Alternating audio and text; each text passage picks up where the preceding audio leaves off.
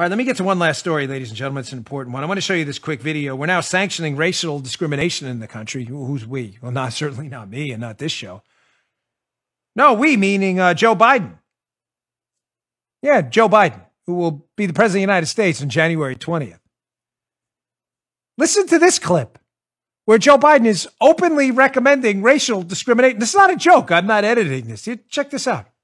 Our focus will be on small businesses on Main Street that aren't wealthy and well-connected, that are facing real economic hardships through no fault of their own.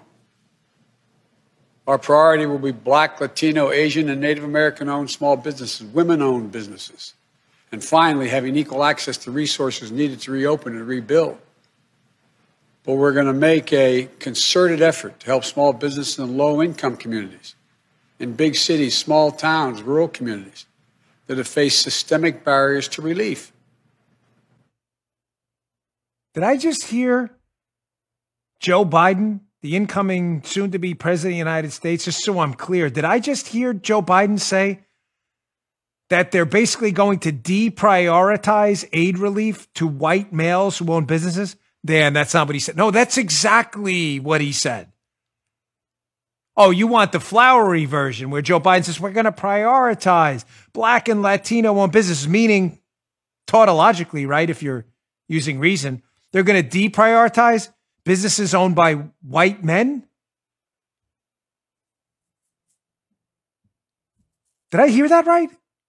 Town Hall has a piece up about this. I'll have it in the show notes that you should probably read. Please subscribe to my newsletter, folks. I don't mean to keep throwing it in there. Bongino.com/newsletter. I don't know what channels we're going to have to communicate with you after this week or month. I'm serious. But Town Hall has an interesting piece up there talking about it. How we're now openly advocating racial discrimination. Did I miss something? Biden pushes idea of discriminating based on race and sex in stimulus plan. Townhall.com.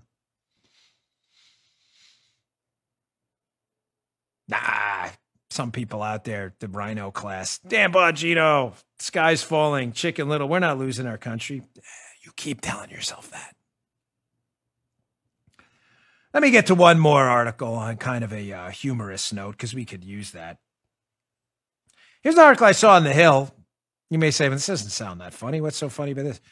Colin Powell, I can no longer call myself a fellow Republican. The Hill. Colin Powell has officially left the Republican Party for the 40th time in 10 years. I can't. I'm not kidding. Joe's laughing. It's a Tuesday. I'm trying to again. We recorded early. Forgive me if some.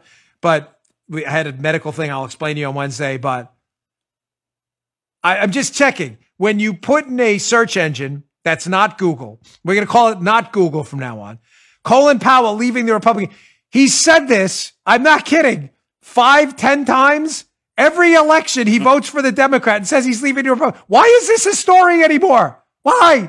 He's left there. It reminds me of that article about, I read once that line about really terrible economists, that they predicted 22 out of the last 5 recessions. The sky's falling. The sky's falling. And soon when a recession happens, they're like, I told you. They say it every 2 weeks. So of course, when there's a recession, it's like, look, I called it. This guy has left the Republican Party 47.6 times in the last 4 years. And it's still a story. Folks at The Hill, I get it. It's not a story anymore. Colin Powell leaves the Republican Party every 5 minutes. I don't even know the last Republican he even voted for. My gosh. Sorry. I know these are rough times. I get it. But go out on some kind. That is humorous. It's a sadly humorous story. Colin Powell.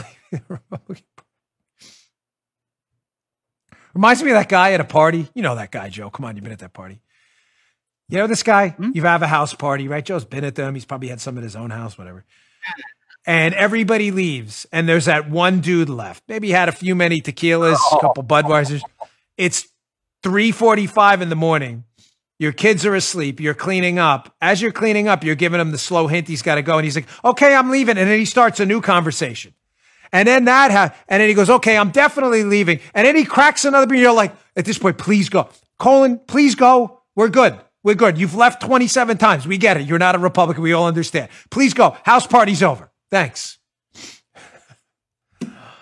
All right, folks, on a very serious note, please subscribe to my Rumble account, rumble.com. I know I've had a lot of asks, but I can't survive this without you.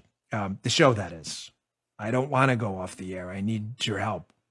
I like what I do, and I like talking to you. And I don't know how much this time I have left to do all this.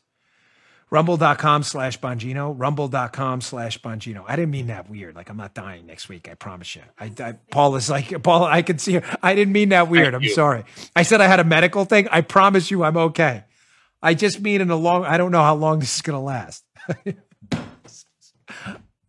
Yeah, even Joe's like, something you're not telling me, buddy? Like, he knows it's a medical. It's not that. I'm not dying. Rumble.com/Bongino. Joe's relief.